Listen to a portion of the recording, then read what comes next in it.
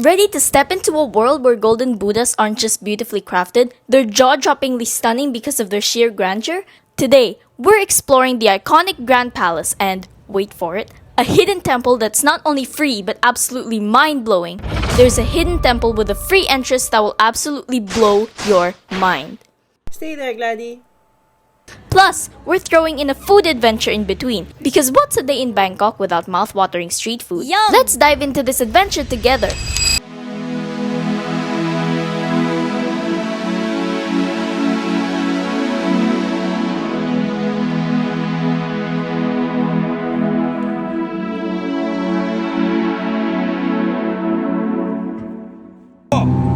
Cóบอกลูกจะโอเค thank you Okay, thank you. And then? yeah แค่นั้นแหละ Yes. นั่น speak no Big no.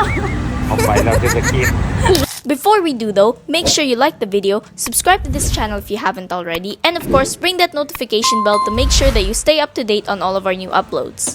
There's no better way to start the day than with a cup of coffee, and here in Bangkok, even your morning brew comes with a side of culture. So Mama bought her morning kick started. I've already talked about this in our previous videos, but for the sake of our newcomers and repeaters who are new to this channel, let's dive into what Thai coffee tastes like. Hang on, I don't drink coffee. These are Mama's words. Got it? Yeah! Thai coffee is a unique and flavorful drink that combines strong, bold coffee with sweet and creamy elements. Yum! The coffee is typically brewed using a traditional Thai coffee filter, which is this one, which gives it a rich, robust flavor with an earthy and nutty flavor. Its creamy, velvety texture, which comes from the use of condensed milk or sometimes even evaporated milk, or in this case, this is fresh milk but simmered in a very low temperature. The creaminess softens the sharpness of the coffee, making it smooth and incredibly satisfying to drink. The sweetness is prominent but not overwhelming. Just remember, this drink is as energizing as it is delicious, so save it for when you need a serious boost, not when you're planning to wind down for the night. Mama, I'm talking to you. But fair warning, this isn't your average cup of coffee. It's strong, it's bold, and it will keep you buzzing for hours. So unless you're planning an all-nighter for some kind of twisted reason, maybe save this one for earlier in the day. I'll leave the location of this cafe in the description. Check it out, please. First on their itinerary was the Grand Palace, one of Bangkok's most iconic landmarks. And instead of grabbing a taxi or Grab, Mama and Gladys took the local bus from their hostel in Ratchathani. Why? Because it's cheaper, it's fun, and honestly, it's the best way to see the city like a true local. And let's just forget that Mama's a cheapskate. Hey! I'll tell you this, buses in Bangkok are not for the faint-hearted. They're fast, loud, and always seem to be in a hurry, weaving through the city's traffic like they're on a mission. Stops are quick, and if you're not ready to hop on or off, you might find yourself left behind, or worse, struggling to keep your balance as the bus lurches forward. The drivers navigate the streets with a mix of precision and daring that can leave you gripping your seat. While it's moving, you better hold on tight or else you might find yourself thrown toward the wide open windows.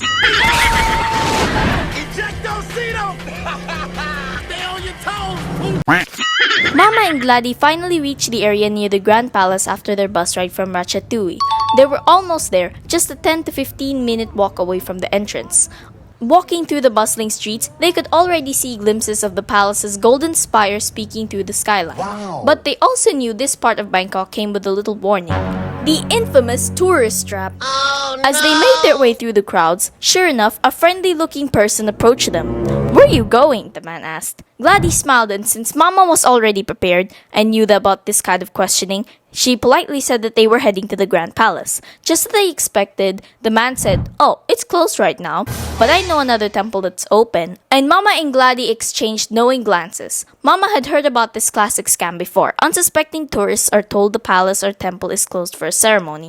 Mama smiled politely and said, "No, thank you," as they continued walking. They knew the Grand Palace was definitely open, and they had checked the hours beforehand. But it was a good reminder to always stay cautious, especially around popular tourist spots in Bangkok. Scammers here are smooth talkers, often dressed nicely and speaking good English, making it easy to fall for their tricks. As they got closer to the palace, the intricate details of the architecture and golden rooftops started to take center stage. Wow! As they got closer, they noticed the crowd starting to build up. Tourists from all over the world and even school groups were gathering. As they joined the queue, The golden spires, intricate carvings, and vibrant colors were even more impressive up close.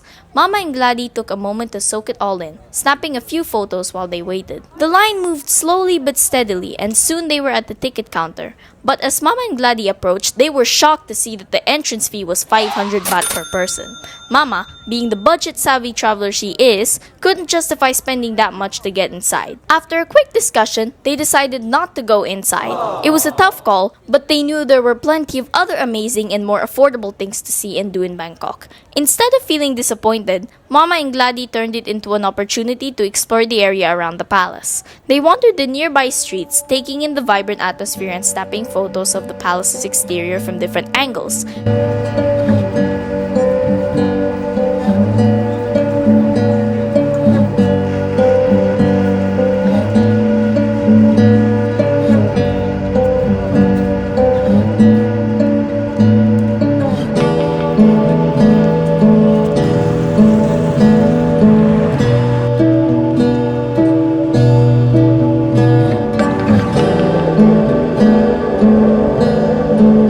And of course, they should have their own photos too. 2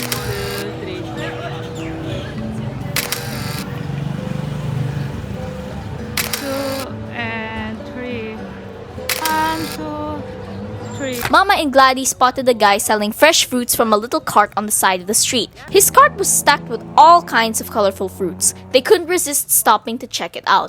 The guy was super friendly and they got to chatting while looking at all the options.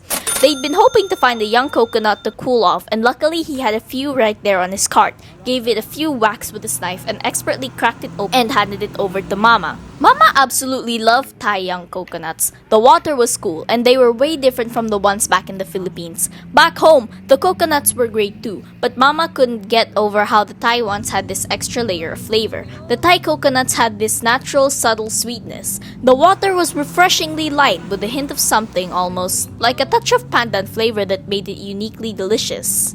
It makes us forget that coconuts is also the cause of people's deaths. Like, they fall from the trees and then they hit your head and you...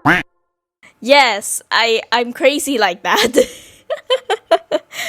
When Mama finished sipping the coconut water, she nibbled on the coconut flesh and Gladys laughed at how much effort Mama took to get a decent bite.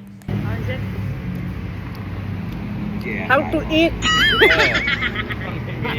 The flesh was tough but had a creamy, nutty, and slightly sweet flavor that made it worth the work.